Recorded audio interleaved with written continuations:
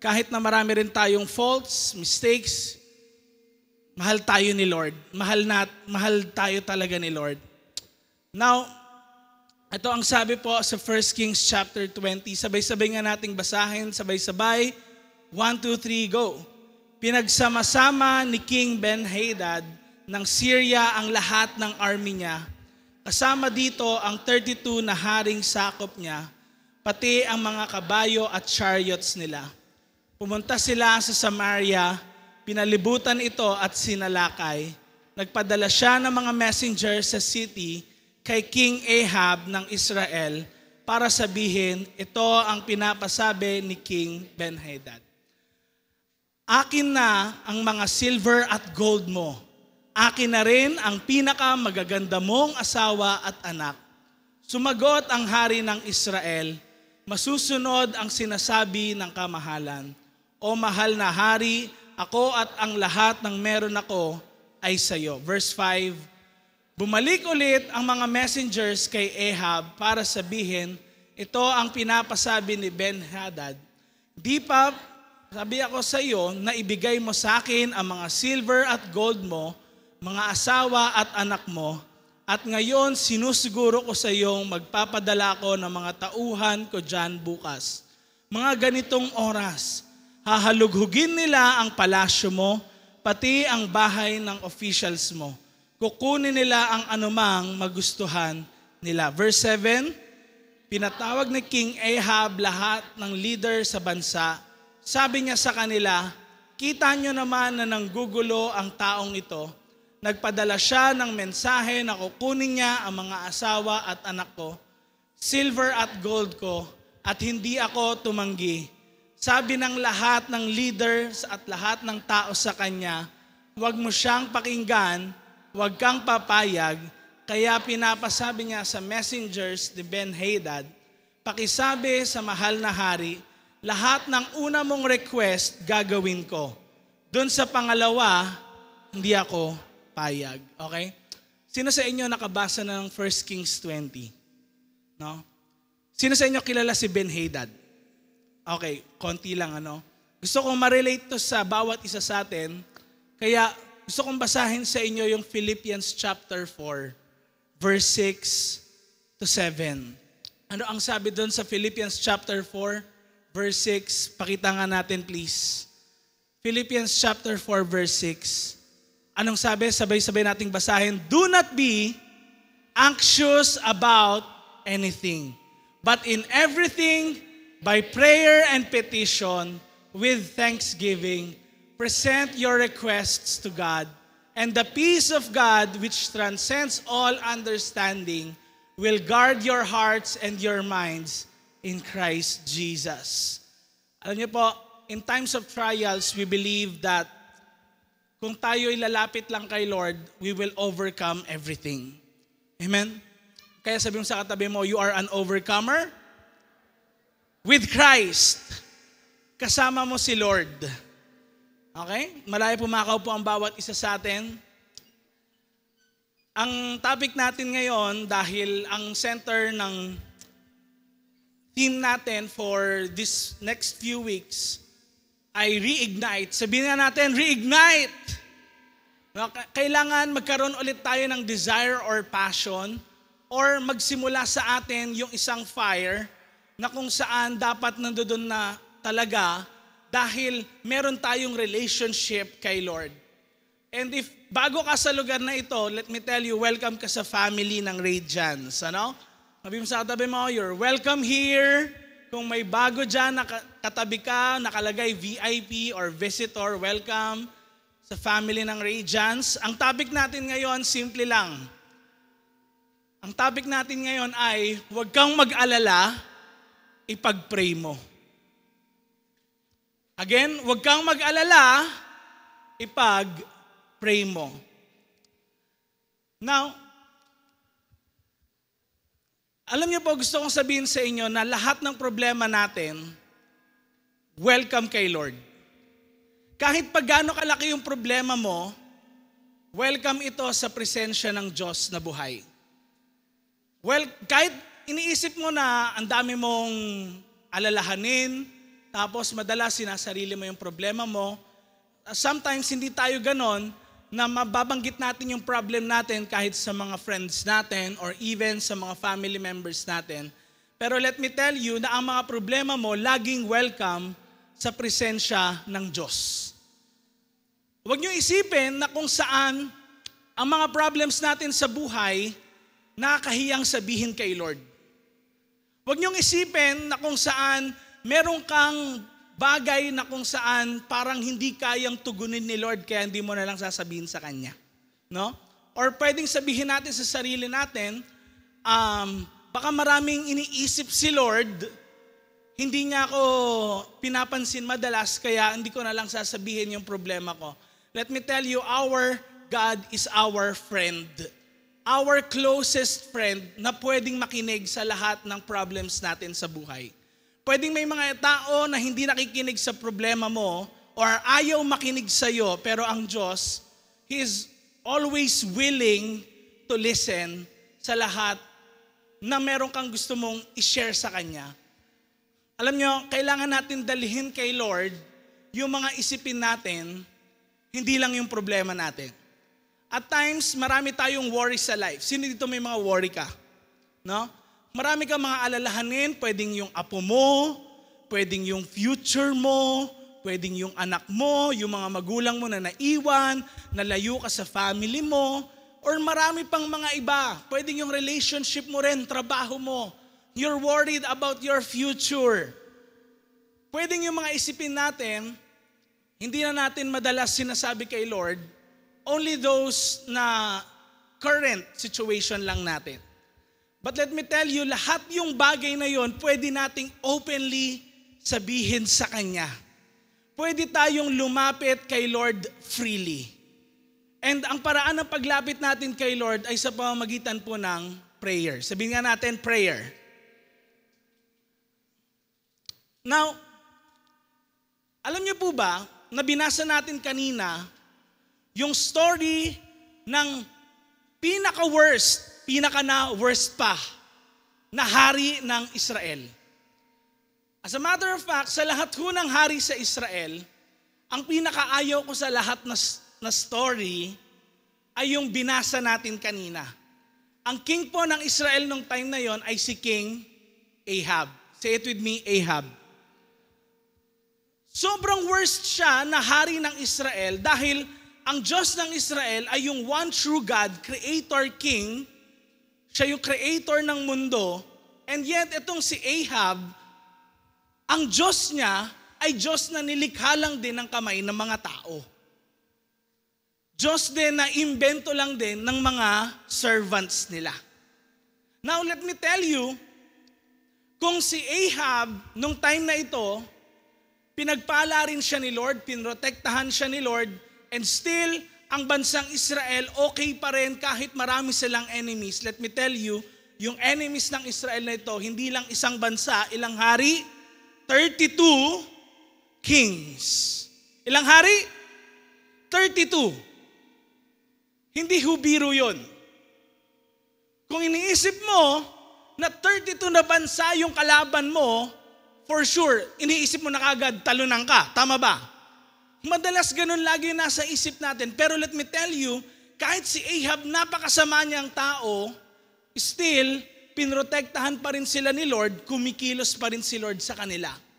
But how much more kung tayo ngayon mismo ay merong relationship with God? Kumikilos si Lord sa kahit sa may mga taong lumalayo at pilit na lumalayo sa Kanya.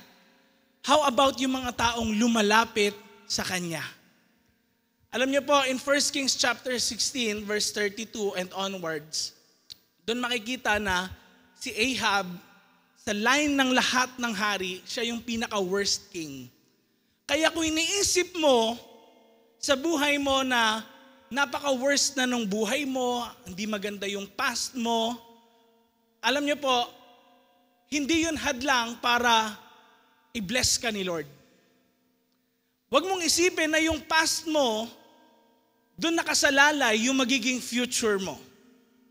Huwag mong isipin na yung kung ano man yung nakaraan mo, ano man yung dati mong buhay, magi-stop yung blessing ni Lord dahil nakadepende yun dun sa dati mong buhay. Hindi po. Ano? And marami pong mga ganyan, kahit yung author ng Philippians na binasa natin kanina. Ang sabi niya kanina, do not be anxious about anything but pray. Bakit? Kasi yung author din po na yun, hindi rin maganda yung past niya. Actually, mamamatay tao po yung author na yun, ng Philippians. Yun yung dati niyang buhay. Pero kayang baguhin pa rin ni Lord ang buhay ng isang tao. Kaya, nung binabasa ko po yung 1 Kings chapter 20, nitong mga nagdaang araw, sabi ko, teka,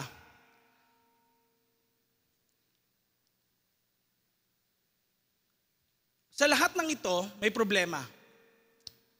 Ang problema actually, ay hindi nagko-consult yung hari ng Israel sa Diyos. May mga decisions na ginawa yung hari ng Israel na hindi niya tinanong, Lord, tama po ba itong ginagalawan ko? Lord, tama ba itong pinagdadaanan ko? Tama ba itong tatanggapin ko sa buhay ko? Alam niyo po, pwedeng katulad ni Ahab ang bawat isa sa atin na madalas kung ano na lang yung parang feeling natin defeated na tayo or parang dahil sa takot ginagawa na lang natin ang isang bagay kahit mali yun, pero dahil kailangan sa tingin mo, sa isipan mo, hindi mo na kinonsult si Lord, kaya tuloy lumalala yung situations din natin sa buhay. And at times, alam niyo po, pwedeng katulad ni Ahab, meron din tayong agreement sa mga kaaway natin. Alam niyo po, ang kaaway natin, in the New Testament, hindi po yung katabi mo. Tignan mo katabi mo, sabi mo sa kanya, hindi kita kaaway. Okay? Kung may utang yan at di nagbabayad sa'yo, hindi mo kaaway yan. Okay? Now, alam niyo po, yung katabi natin, kapwa natin, hindi yan yung kaaway natin. The Bible says clearly, pagdating sa New Testament, that we are not against flesh and blood, pero actually we are against the evil spirits. We are against Satan. Sa kabila pala ng mga tao, in the physical realm din, na kung saan pwedeng uma-attack sa atin, pwedeng nang chichismis sa atin, pwedeng gumagawa ng di magaganda sa buhay natin, are evil ones. But let me tell you, pwedeng katulad ni Ahab, dahil tayo ay covered with fear, again, ang kalaban niya, hindi isang hari, ilan? 32 kings. Hindi Hindi yun yung 32 king lang na walang kingdom. Hindi ka pwede maging king kung wala kang kingdom. Okay? Ibig sabihin, pag king ka, may kingdom ka, meron kang subjects. Meron kang armies. Tandaan nyo, hindi pwedeng maging king, kinuha mo lang yung title na yun, sa recto lang, ganun. Hindi pwede yun. Kailangan kita yung evidence na ikaw ay hari. Now, pwede rin sa life natin, katulad ni Ahab, dahil sa anxieties na dumadating sa buhay natin, kilos ng dyablo sa buhay natin, problems, mga isipin, we actually are making agreements with it. Balikan natin yung verse sa Philippians chapter 4. Philippians chapter 4 verse 6. Ano ang sabi doon, mga kapatid? Do not be anxious about anything. Sabihin nga natin, do not be anxious. Come on, say it with me. Do not be anxious. Sa Tagalog po nun, huwag kayong mag-alala. Sino itong madalas nag-aalala? Kahit maliliit lang na bagay. Di ba? Ay, sapat kaya yung pera ko pag pumunta ako doon? No? Ay, kamusta kaya yung bahay namin? Walang nakatira doon ngayon kasi nasa church ako, tas yung mga parents ko rin pumunta sa ganyan. All the time sa buhay natin, merong pag-aalala actually. Hindi natin nare-realize, we are making agreements din dun sa mga attack sa atin sa ating buhay or sa mga kalaban natin sa buhay. Remember, si Ahab, dahil meron siyang fear, meron siyang worry, and pag may fear and pag may worry, yun yung kalaban ng faith. Amen? Yun yung kalaban ng faith. And the way ngayon na tayo ay magkaroon ng faith is not actually by just tatayo ka na lang, no? Or haharapin mo lang yung problem, but it is actually by praying.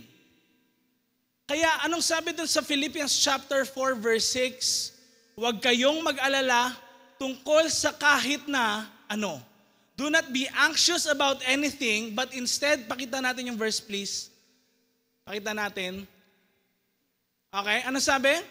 But in everything, by prayer and petition. So the way pala that we can combat yung enemy, hindi yung basta magbasa ka lang ng Bible, hindi yung things that, okay, kikipag-usap na lang ako sa kapwa ko, baka ma-encourage ako.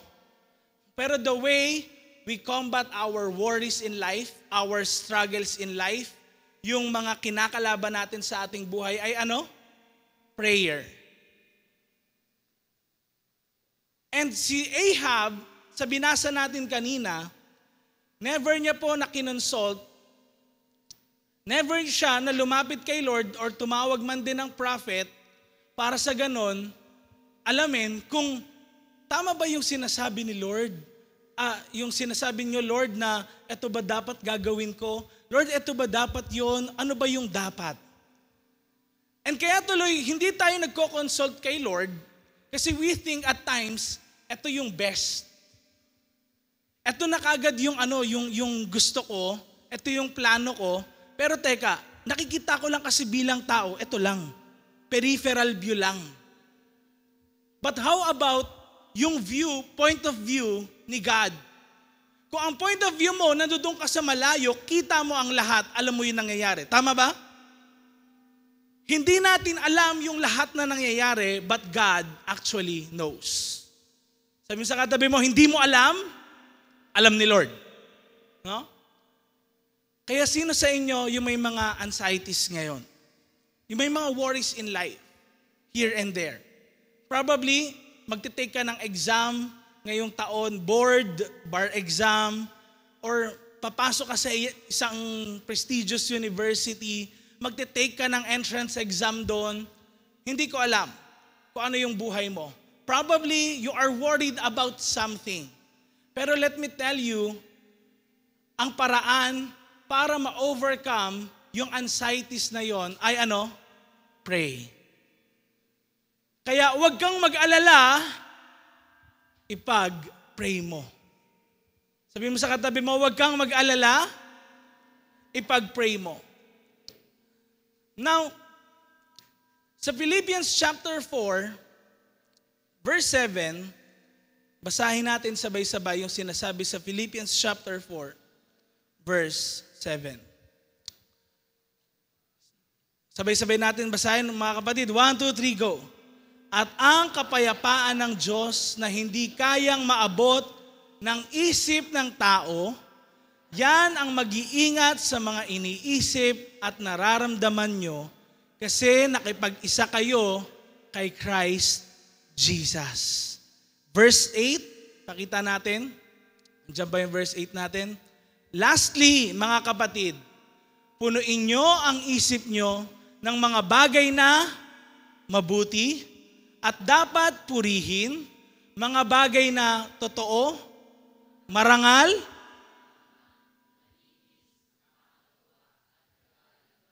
okay. Now, ang tanong sa atin doon, punuin daw yung pag-iisip natin ng mga bagay na yan. Pero yan ba talaga yung nangyayari? Yung mabubuti ba talaga yung laging pinupuno natin sa isipan natin? Or at times, enjoy tayo pa dun sa mga bagay na masasama. Tignan nyo, di ba? Pag broken ka, tapos yung papakinggan mo pa madalas yung broken songs. Di ba? Tama ba? One last cry, ganun pa, no? Yun pa yung pinapakinggan mo, broken ka na nga. Nakita nyo ba? Do you feel yourself with good thing kung ganon? No. Because you feel yourself with the negative emotion din. Kaya, if you look at it, pag tinignan mo rin, galing ka sa breakup, nanood ka ng K-drama, yung K-drama din doon, pinanood mo, nag-break din sila. Nakuha nyo? Tapos iyak-iyak ka ngayon habang nanonood ka. Tapos nakaka-relate ka nga, gets ko nakaka-relate ka. Kaya lang, hindi mo napupuno yung isipan mo ng mga bagay na positive. Nakuha natin? Kaya tuloy, down ka, papasok ka sa school, wala kang gana. Babangon ka, malungkot ka. Sino mga ganon? Come on. Na-experience yon sa buhay nila. Alam niyo sa church na to, honest lang tayo eh. Because we all come from different parts ng mundo na iba't iba yung environment natin, iba-iba yung culture na kinalakihan, pero we are here dahil alam natin tatanggapin tayo ni Lord sa condition natin, pero babaguhin niya yung situation din natin. If we would only just, Lord, yung buhay ko, binibigay ko sa iyo kung ano yung gusto mo, Lord, ito yung mangyari. Huwag tayo maging Ahab. Kasi si Ahab, pagdating sa 1 Kings, tignan natin ngayon, verse 3 and 4. Sabi ni Ben-Hadad, siya po yung si Ben-Hadad actually, yung parang pinaka leader nung 32 kings na ito. Okay? So si Ben-Hadad yung leader. Anong sabi ni Ben-Hadad? Akin na ang mga silver at gold mo. Akin na rin ang mga, yung mga magaganda akin, yung pangit sa'yo. Para sabi niya gano'n, ano? Okay? Then ano pa sabi? Sumagot ang hari ng Israel. Anong sabi niya? Okay. Tingnan niyo, no? Kinonsult niyo ba si Lord? Pag may hiningi sa'yo yung kaaway na isang bagay, are you just willingly na, sige, hayaan ko na magkasala ako? Or do you resist yung kaaway? In the book of Peter, 1 Peter, kung di po ako nagkakamali, ang sabi doon, resist the devil, and he shall flee from you. Hindi sinabing, labanan mo. Alam mo yung resist? Yung word na ginamit doon actually. Alam niyo kung ano yung resist? Hindi yun yung tatagan mo. Hindi yun. Yung resist actually na word doon is takbuhan mo. Layuan mo. Kaso ang ginagawa natin, we feel matapang ako. Kaya kong labanan yung temptation, yung kasalanan. Na pag nandoon na, magugulat ka, talunan ka. Bakit? Kasi you feel strong in front nun. Pero kahit ni isa man sa atin, wala hong malakas sa temptation. Kahit nabasa mo na buong Bible, nagpe-pray ka ng matagal, wala ni isa man sa atin malakas sa temptation. Laging merong temptation. Pero the way na po pwede nating makombat yon is to what? Resist. Hindi labanan, hindi i-attack, kung hindi iwasan, layasan, takbuhan. The way Ahab did, ang ginawa niya, he made a deal dun sa kaaway niya. Yun yung ginawa ni Ahab. Kaya tinawag niya pa nga, di ba? Tanong nyo, o mahal na hari, ako ang lahat ng meron ko ay sa'yo.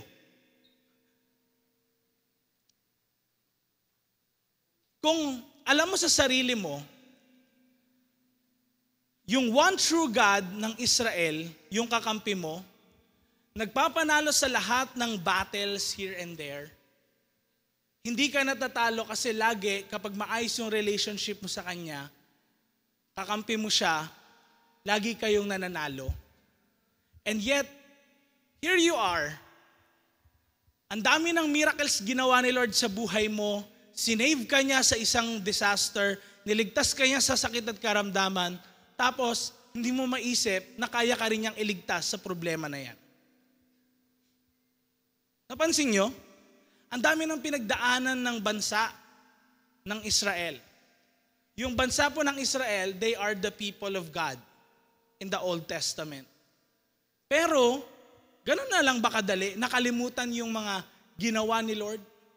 Remember, when we are faced with anxieties, with fear, with worries in life, nakakalimutan na natin yung mga magagandang ginawa ni Lord sa buhay natin. Yung mga time na kung saan may ginawa siya at kumilos siya sa buhay natin. That is why yun yung kailangan nating balikan na alaala. The good times. Amen? Yung mabubuting mga bagay na ginawa ni Lord sa buhay mo. Kaya, in Philippians chapter 4 verse 7, balikan lang natin yon. Philippians 4 verse 7, anong sabi? At ang kapayapaan ng Diyos na hindi kayang maabot ng isip ng tao, yan ang mag-iingat sa iyo sa mga iniisip at nararamdaman nyo kasi nakipag-isa kayo kay Christ Jesus. Alam niyo po, yung emotional battle natin, nangyayari yon actually, bago pa mangyari yung problemang kakaharapin natin sa buhay.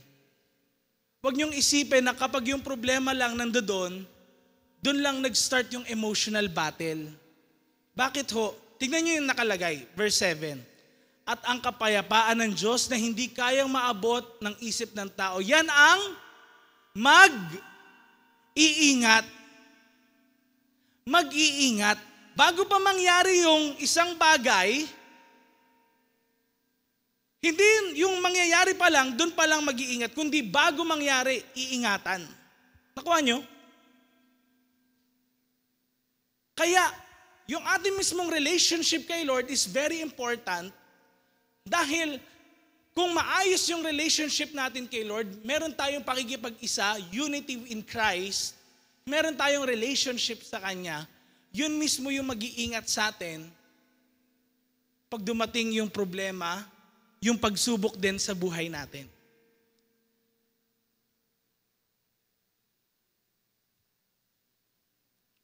Alam niyo ba, na kung saan, kung dumating sa ganitong state yung Israel, minsan iniisip natin, parang hindi na kayang kumilos ni Lord, especially, di ba, kung malayo rin yung puso natin kay Lord. Tama ba? Kita natin yung buhay ni Ahab, di ba? Hindi niya kinoconsult si Lord kahit sa simpleng bagay. And kahit may mga worries, attacks ng enemy, basta tanggap na lang siya. Nagpapailalim siya sa ibang hari. Pero sa hari ng mga hari, ayaw niya magpa-under kay Lord. Now, sa isang hindi inaasahang pagkakataon, si Lord pa mismo yung lumapit kay Ahab. Tignan niyo yung sabi ngayon sa 1 Kings chapter 20 verse 13. Buksan nga natin yung Bibles natin. 1 Kings chapter 20 verse 13. Nakalagay ba dyan yung verse natin or wala? Ayan, nakalagay. Tignan nyo, no? Sabay-sabay nating basahin. Habang nangyayari ang mga ito, come on, say it with me, may prophet na lumapit kay King Ahab ng Israel. At sinabi, ano daw? Ito ang sabi ni Lord. Tignan nyo, no? In that point in time na kung saan makikipaglaban na o nakikipaglaban sina Ahab, talagang they will go to war na dun sa 32 kings na ito, no? Lumapit yung prophet ni Lord kay Ahab. At anong sabi? Ito ang sabi ni Lord. Come on, sabihin niyo po, sabay-sabay tayo, ito ang sabi ni Lord. Now, bakit ka ba pumunta sa church? Dahil ito ang sabi ni Lord. Saan mo gustong lumaki ang anak mo? Sa mga salita ng Diyos. Ano yung mapagkakatiwalaan mo sa buhay mo? Yung sabi ba ng kapitbahay mo na magbabayad siya ng utang niya?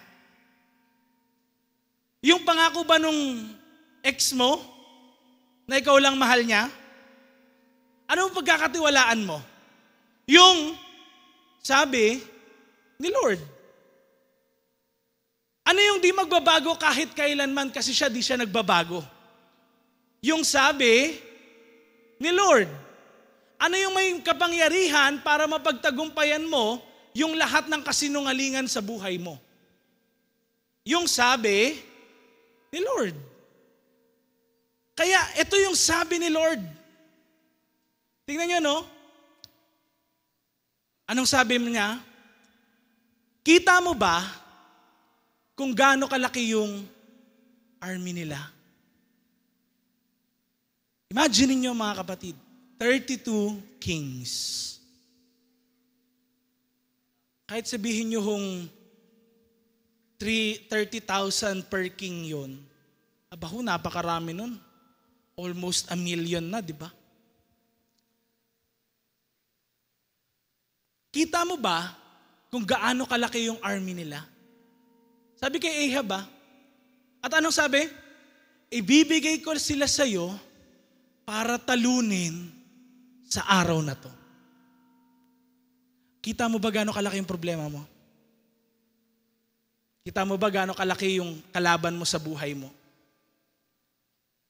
Anong sabi ni Lord kay Ahab? Ibibigay ko sila sa iyo para talunin. Hindi bukas, hindi next week. Anong sabi? Sa araw na to. Alam niyo, ganun si Lord kumilos eh.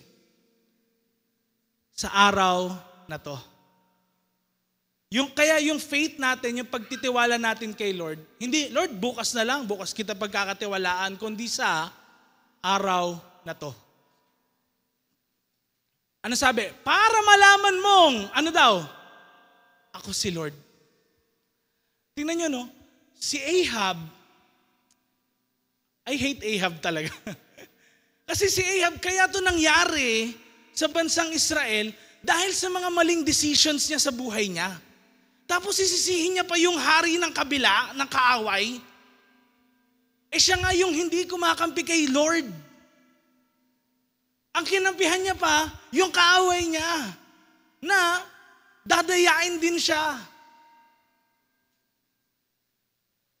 Pero si Lord, pilit niya pa rin sinasabi kay Ahab, para malaman mong ako, si Lord. Ako si Yahweh.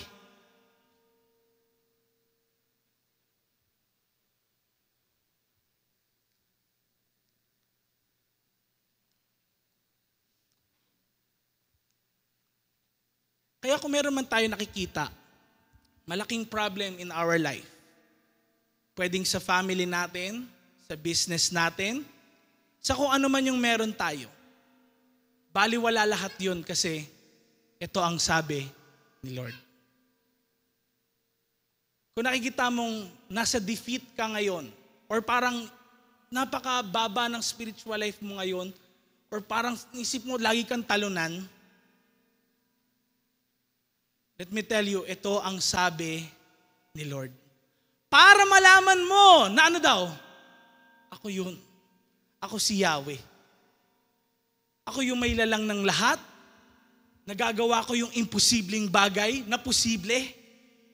Ako yung kumikilos sa buhay ng mga tao. Nagbabago sa kanila from nothing to something. Nagbabago sa buhay ng mga tao kahit na hindi maganda talaga at walang pag-asa yung buhay niya. Katulad ni Ahab, ipapakita niya yon sa kanya.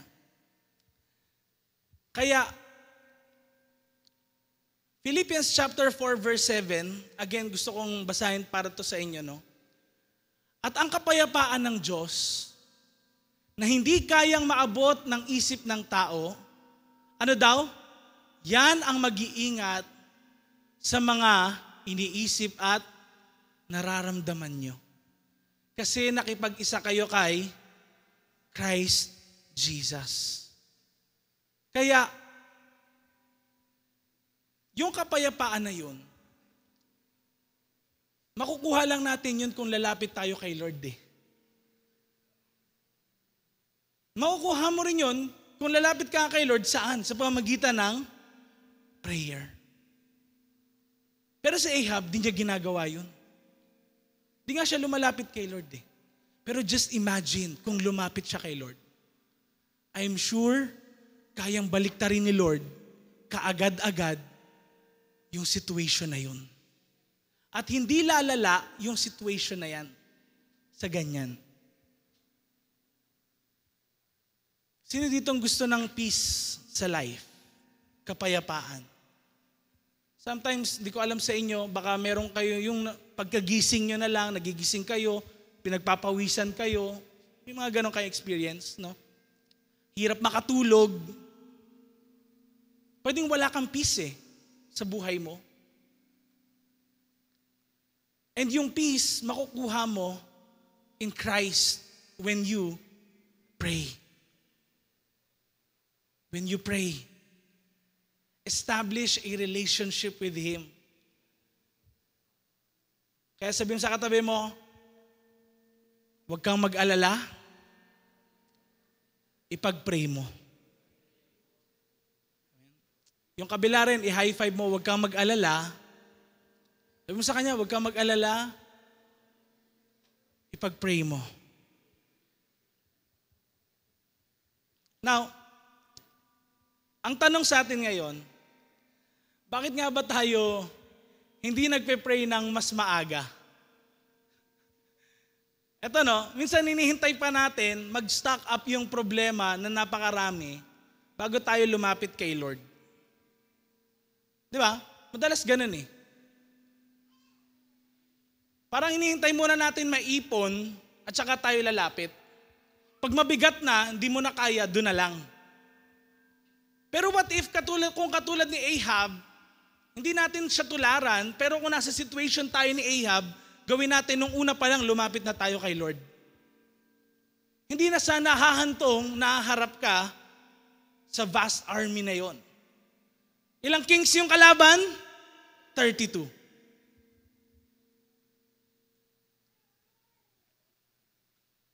Huwag niyong isipin po na yung problema parang pag naligo tayo, nawawash away naman ni Lord lahat eh. Kaya kahit di ako maligo isang buwan, okay lang. Hindi ho ganun. Huwag niyo isipin na ganun. Para makatipid sa sa tubig. Di ako maliligo isang buwan. Huwag niyo isipin ganun. Huwag niyo pagrabihin yung isang bagay. Tapos at saka lang kayo lalapit kay Lord.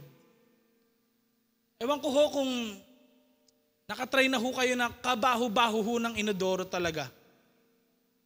Yung hindi finlash ng isang buwan, tapos public toilet pa. Ako ayoko nun eh. Parang di mo talaga kaya, masusuka ka na. Actually, yung gano'n na hindi nagpapalinis, araw-araw, iniipon yung dumi, iniipon lahat ng di magandang amoy. Ano nangyayari? Mas gumagrabe. Tapos all the way, maraming naapektuhan. Tama ba? And tayo ngayon sa problem natin, wag mo nang pagrabihin kung hindi okay yung buhay mo ngayon, kung wala kang maayos na relationship kay Lord, wag mo na patagalin. Wag mo nang patagalin. Kung kilala mo ngayon si Lord, kabataan ka, magpagamit ka sa Kanya.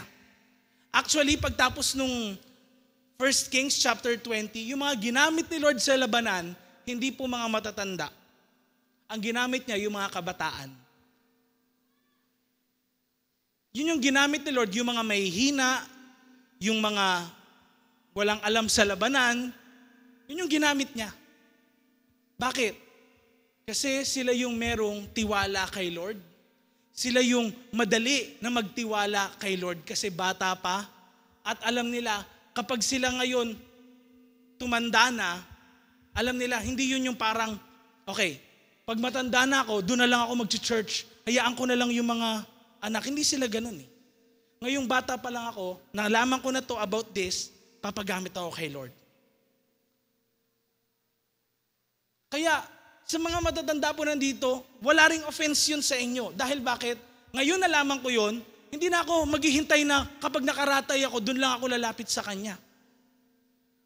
Amen? After all, walang sure sa mundong ito. Alam natin yun, walang sure. Kahit ho kabataan, ngayon marami nang namamatay ho kahit bata pa lang. Kahit din sa mga matatanda, nauna pa ang karamihan, mga bata. But let me tell you, one thing is for sure, si Lord, kung siya yung uunahin mo sa buhay mo, lagi kang makakasure na you will be safe. You will have an eternal security. Hindi yun panandalian na security, eternal. Ibig sabihin ng eternal, walang hanggan. Sinong gusto nun? Come on. Kaya lumapit ka kay Lord ng mas maaga. Kung ngayon naririnig mo to, alam mo sa sarili mo, hindi maayos relationship mo kay Lord.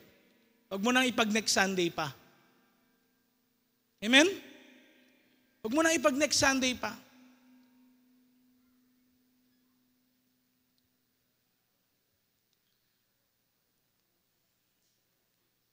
Alam niyo po, bilang isang preacher, hindi po ako exempted sa mga anxieties, worries, ganyan. Lalo na nung nagkaroon po ng isang pandemya sa buong mundo, di ba? Hindi ako exempted doon. So actually, way back 2021, isa rin po ako sa nagkaroon ng virus na yon. And alam niyo po, nasa gitna rin ako ng confusion nun. Bakit? Kasi katulad nyo, alam ko diba, anak din ako ng Diyos, poprotektahan ako ni Lord, pero at that time, alam nyo po, hindi ako pinrotektahan ni Lord dun sa sakit. Kasi nagkaroon ako eh. And actually, I'm in that state of confusion din.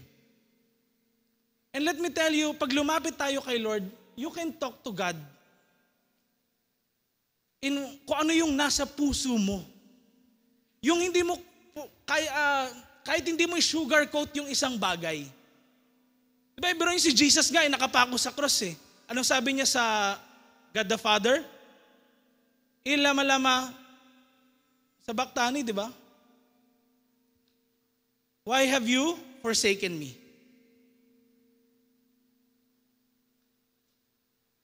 Bakit mo ako iniwan? And alam niyo yung prayer ko nun din before, way back 2001. Prayer ko, Lord, nasaan ka?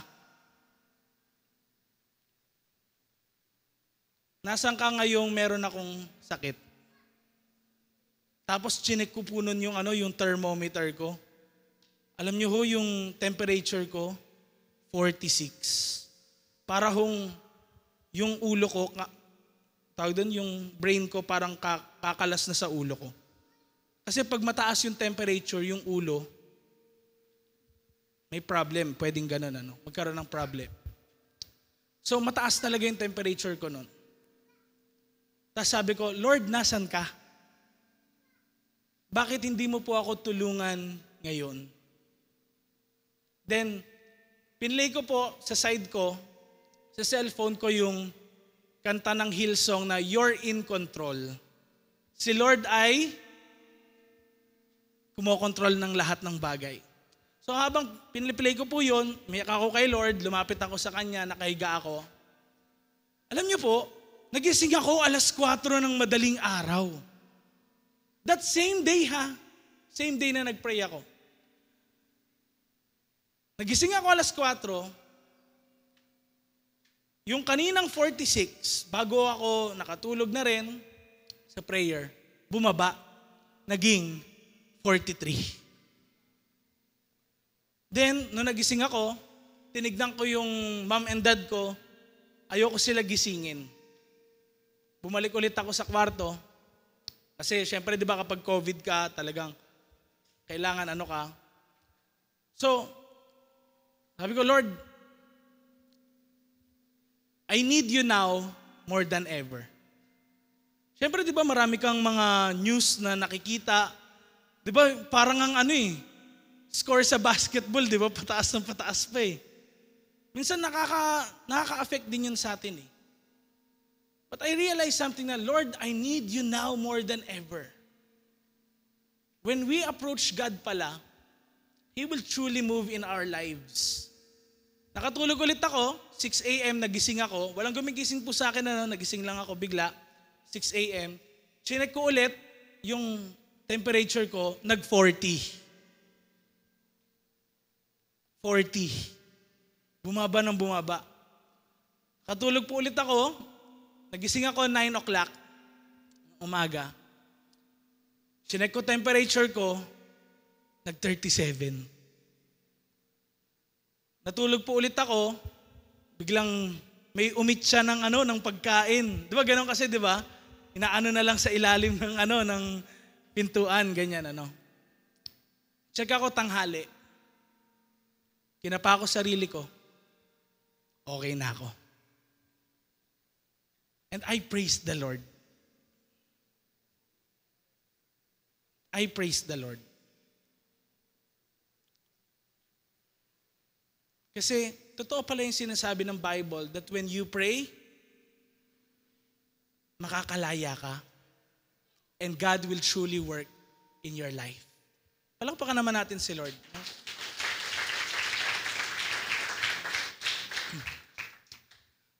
Kaya, actually, you can come to God in the midst na meron kang storm sa buhay mo. You can come to God kahit nasa gitna ka ng problema or even matindi na labanan sa buhay mo. Tignan nyo, even si Lord, dahil ayaw ni Ahab lumapit kay Lord, si Lord na yung lumapit sa kanya. Tapos kailan pa lumapit si Lord? Nung palaban na sila. Nandun na sila. Kaharap na nila yung army ng kalaban. Doon pa nagsalita si Lord kay Ahab. How much more kung meron ngayon tayong personal relationship with God? Amen? For sure, makikita natin yung signs, wonders, and miracles niya sa buhay natin. Kaya ang tanong ko po sa inyo, saan ka ba inaatake ng kaaway ngayon? Baka hindi ka niya kayang itaob dati nung maapoy ka kay Lord, kaya anong ginagawa niya? Pwedeng binibigyan kanya ng problema sa ibang bagay. Pwedeng sa anak mo napunta. Ngayon, wala kang problema, pero sa anak mo meron. Sa kapatid mo, meron ngayon. O kaya, nung dating maapoy ka, talagang, hindi ka kayang lampasuin ng kaaway. Ngayon na medyo nangihina ka, pwedeng dito ka ngayon inaatake. No? Andiyan ba yung verse natin ng 1 Kings 22-25? Nandiyan ba yun? Pakita nga natin. 1 Kings chapter 20 verse 20. 23 na ba yan? 22 natin sana simulan. Meron ba? Wala. Wala? Meron. Okay. 22 natin simulan. Sige, sabay-sabay nga nating basahin. 1, 2, 3, go! Pagkatapos ng laban, lumapit ang prophet kay King Ahab ng Israel at sinabi, bumalik ka at magpalakas, pagplanuhan mong mabuti ang mga gagawin mo. Next year sa ganitong panahon, sasalakayin ka ulit ng hari ng Syria. Tignan nyo, kung akala natin kasi parang minsan nagtagumpay ka na sa battle ng life mo or sa isang sin sa buhay mo, anything, pwedeng nakalaya ka na nga dun sa bagay na yun Ay, hindi ko po alam yung buhay nyo Pwedeng nakalaya ka na dun sa bagay na yon. But, wag mong isipin na tapos na yung laban. Again, may next na attack. Pwedeng next year, Next week, tomorrow, meron na naman laban. Huwag niyong isipin po na pag lumapit tayo kay Lord, wala nang problema. Meron pa rin, hindi mawawala. Pero for sure, kasama mo siya. Yun yung sure thing. Kasama mo si Lord. Kaya verse 23, tignan nyo ngayon. Sabi naman ng mga officials ni King Ben-Hadad sa kanya, ang mga Diyos ng Israel ay mga Diyos ng bundok. Ito yung assumption nila. Kasi nakipaglaban sila sa mga bundok. No? Lagi silang talo. So anong sabi niya? Ang Diyos ng Israel ay Diyos ng mga bundok. Kaya mas malakas sila sa atin. Pero kalabanin natin sila sa patag na lugar. Siguradong tayo na ang mananalo. Yung enemy mo, pwede nga hindi kanya kayang talunin kapag maganda yung nangyayari sa buhay mo, talagang relationship mo kay Lord, maayos, malakas ka, on fire ka, nasa top of the mountain ka ng buhay mo, sa kanya next natatalunin. Abangan niya pag bumaba ka. Pag nanghina ka. Pag may time na kung saan, andun ka sa kapatagan na. Mabababang level ng buhay mo.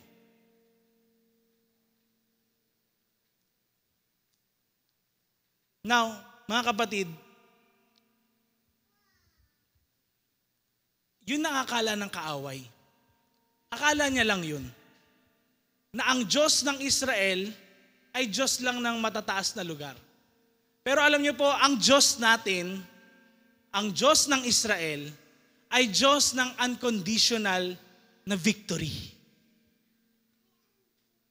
Walang pinipiling lugar ng labanan yung pagkakapanalo ng Diyos sa bansa niya at sa lahat ng sumusunod sa Kanya. Hindi isang area lang yung victorious lagi. Lahat ng labanan, unconditional victory. Kaya lagi sinasabi ni Lord, even the Old Testament, na yung battle sa Kanya. Siya yung warrior, redeemer, God ng bawat isa sa atin. The Lord will fight for you. Sabi mo sa katabi mo, the Lord will fight for you. Kaya, saan ka ba inaatake ng kaaway ngayon? Saan ka inaatake? Saan ka niya ngayon, iniisip niya na po pwedeng doon, okay, sa area na yon, baka sa relationship, o baka sa work mo naman, doon ka mahina. Doon ka inaatake ni Lord. O baka doon sa ugali mong magagalitin. Kaya ngayon nagugulat ka, ba't ngayon? Lahat ng mga tao parang ginagalit ako lagi. Pwedeng ganun eh.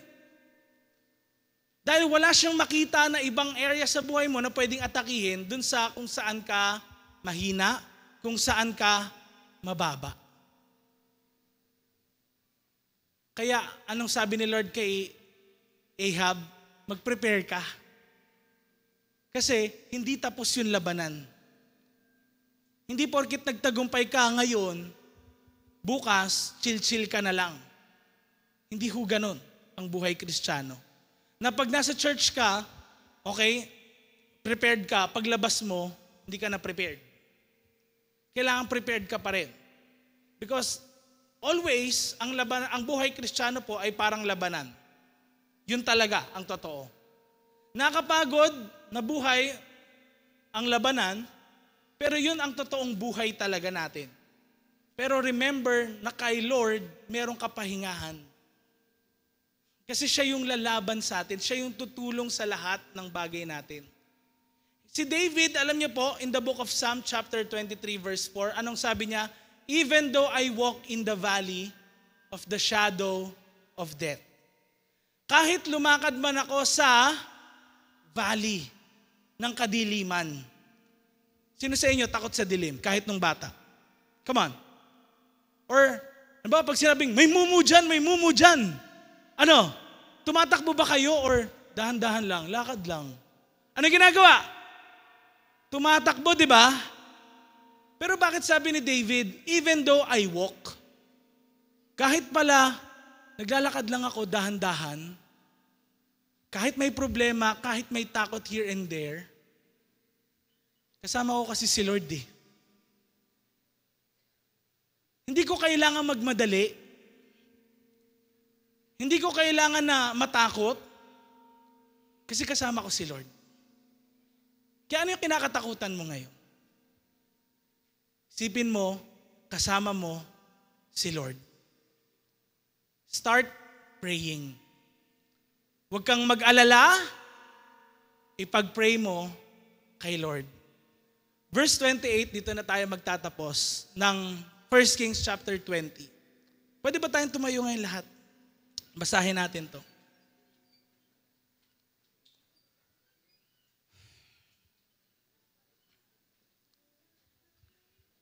Tignan nyo, no? Kung sabi kanina ng enemies, okay, siguro kaya lang sila nanalo dahil active sila ngayon, church, ganyan. Active sa pagko-connect group. Talunin ko naman kaya sila dun sa ibang part ng area ng life nila. Biglang si Lord sumagot kay Ahab. Tignan nyo anong sabi niya. May prophet na lumapit kay King Ahab ng Israel at sinabi, sabay-sabay nating basahin. Ito ang sabi ni Lord. One more time. Ito ang sabi ni Lord. For the third time? Okay, ano daw yon? Dahil sinabi ng mga taga-Syria na ako, si Lord, ay Diyos ng mga bundok, pero hindi na mga patag na lugar, ibibigay ko sa iyo ang napakalaking army nila para talunin at malalaman nyo na ako si Lord. Tignan nyo, no? Si Lord, at times, iniisip natin, teka, mas parang lumalaki ata yung problema ko. Actually, minsan, ganun nakikita natin. Parang mas tumitindi yung problema, pero ini-stack pa ni Lord yung odds against Him. Dahil para ipakita yun sa atin na kaya niya pang magtagumpay kahit napakalaki yung problema na kinakaharap natin. Para lang magtiwala ka sa Kanya. Kaya kung inisip mo napakalaki ngayon ang kinakaharap mong problema, isipin mo rin na napakalaki ng Diyos mo na kayang mag-resolve ng problema na yan. Kaya ang kailangan natin lumapit ngayon, lumapit tayo kay Lord in prayer. Ano ba dapat natin gawin ngayon? Kakampi ka ba dun sa talunan? Sa kaaway, magi-give in ka na lang ba? Kahit sa kasalanan, magi-give in ka na lang ba ulit doon? Pag may kinikiliti yung tenga mo o kaya puso mo, nagawin mo ulit yung bagay na masama, gano'n na lang ba gagawin mo? O kakampi ka sa greatest overcomer na hindi natatalo kailanman sa kahit anong labanan? And that is Jesus Christ. Kanino ka ngayon kakampi? Kanino mo ilalagay yung pagtitiwala mo ngayon? Kay Lord ba? Sa sarili mo o sa ibang tao? Let us pray. Come on, pikit natin ang ating mga mata. And I want you to pray ngayon. Raise up your hand kay Lord. Wherever you are, na nasa live ka ngayon. Come on, pray to God. Sabi mo, Lord, sorry po dahil probably naging katulad ako ni Ahab. Di ako lumapit sa iyo in prayer. Di kita kinonsult, Lord, sa mga mali kong decisions. Kaya probably dumami na ngayon yung problema mo sa buhay. Nag-stack up. But now, tell the Lord na binabago mo ngayon yung decision mo. At nagde-decide ka na binibigay mo sa Kanya ulit yung buhay mo. Come on, give your life to Jesus right now. Sabi mo sa Kanya, Lord, nung nabasa sa Philippians, yung verse na yun na pag lumapit sa iyo, mawawala yung mga hindi magagandang bagay dahil kasama ka namin. May dumating man na problema, Lord, kasama ka namin. Gusto ko rin mangyari yun, Lord. Kaya ngayon, sabi mo kay Lord, tinatanggap kita sa buhay ko. mula